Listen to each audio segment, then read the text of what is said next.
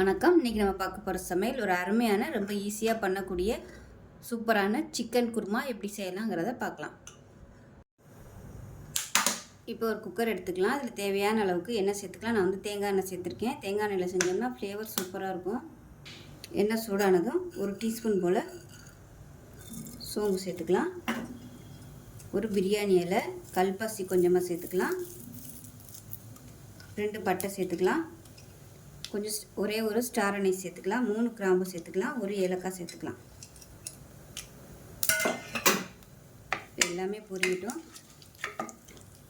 இப்போ அதில் நீளமாக நறுக்குனா பெரிய வெங்காயம் சேர்த்துக்கலாம்.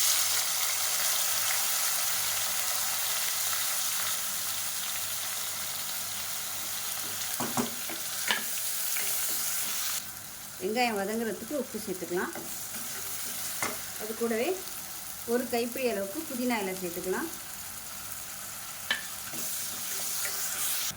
வெங்காயம் லேசாக வதங்கினதும் ஒரு டேபிள் ஸ்பூன் இஞ்சி பூண்டு பேஸ்ட் சேர்த்து வதக்கி விட்டுக்கலாம்.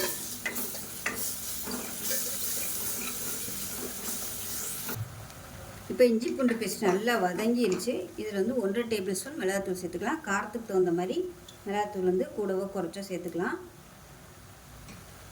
இப்போ இதில் ஒரு அரை டேபிள் ஸ்பூன் அளவுக்கு தனியாத்தூள் சேர்த்துக்கலாம்.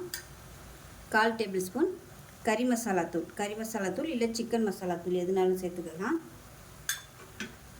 கரம் மசாலா 1/4 டேபிள் ஸ்பூன் சேர்த்துக்கலாம். இப்போ இது எல்லாத்தையுமே எண்ணெயில் நல்லா வதக்கிக்கலாம்.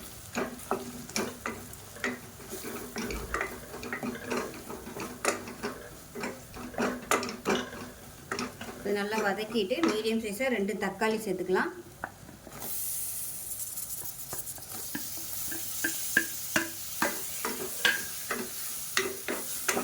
தக்காளி நல்லா குழஞ்சி வர அளவுக்கு வதக்கி விட்டுக்கலாம். இப்போ இந்த தக்காளி வதங்கிட்டு இருக்கையிலே போன்லெஸ் சிக்கன் ஒரு 1/4 கிலோ அளவு எடுத்திருக்கேன். நல்லா மஞ்சத்தூள் உப்பு போட்டு நல்லா ஊற வச்சுட்டேன். இப்போ இதையும் சேர்த்து நல்லா வதக்கி விட்டுக்கலாம். நீங்கள் எலும்போடு சேர்க்குறனாலும் சேர்த்துக்கலாம். இப்போ மிக்ஸி ஜார் எடுத்துக்கலாம். 1/4 மூடி துருவின தேங்காய், ஒரு 4 முந்திரி பருப்பு சேர்த்துக்கலாம். இது கூடவே ஒரு டேபிள் ஸ்பூன் சோம்பு சேர்த்துக்கலாம். அது கூடவே ஒரு டீஸ்பூன் போல் கசகசா சேர்த்துக்கலாம். இது எல்லாத்தையும் நல்லா தண்ணி ஊற்றி நல்லா நைஸாக அரைச்சிட்டு பார்க்கலாம். சிக்கன் நல்லா வதங்கிருச்சு. இப்போ நம்ம அரைச்சி வச்சுருக்க அந்த தேங்காய் பேஸ்ட்டை சேர்த்துக்கலாம். சேர்த்துட்டு இதையும் ஒரு 2 நிமிஷம் நல்லா வதக்கி விட்டுக்கலாம். இப்போ மிக்ஸியை அலசிட்டு கொஞ்சமாக தண்ணி சேர்த்துக்கலாம். தேங்காய் சேர்த்து நல்லா வதக்கியாச்சு. இப்போ தண்ணி சேர்த்துக்கலாம். நல்லா சூடு பண்ணிவிட்டு தண்ணியை சேர்த்துக்கோங்க. இப்போ கொஞ்சம் தான் தண்ணி ஊற்றிருக்கேன். ஏன்னா சிக்கனில் தண்ணி விட்டு வரும். அப்புறம் குருமா ரொம்ப தண்ணியாக போயிடும். இப்போ உப்பு சேர்த்துக்கலாம். உப்பு சேர்த்துட்டு பொடியாக நறுக்குனா கொத்தமல்லியில் சேர்த்துக்கலாம். இப்போ குக்கரை மூடி வச்சிடலாம். குக்கரை மூடி வச்சுட்டு நல்லா ஒரு 3 விசில் விட்டுட்டு ஸ்டீம்லாம் நல்லா போனதுக்கப்புறம் பார்க்கலாம். இப்போ குருமா எப்படி இருக்குன்னு பார்க்கலாம். பாருங்கள், சூப்பராக வந்துருச்சு சிக்கன் குருமா. நல்லா தகன்னு இருக்குது பாருங்கள். டேஸ்ட் நல்லா அட்டகாசமாக இருக்கும். இட்லிக்கெலாம் ஊற வச்சு சாப்பிட்டிங்கன்னா சூப்பராக இருக்கும்.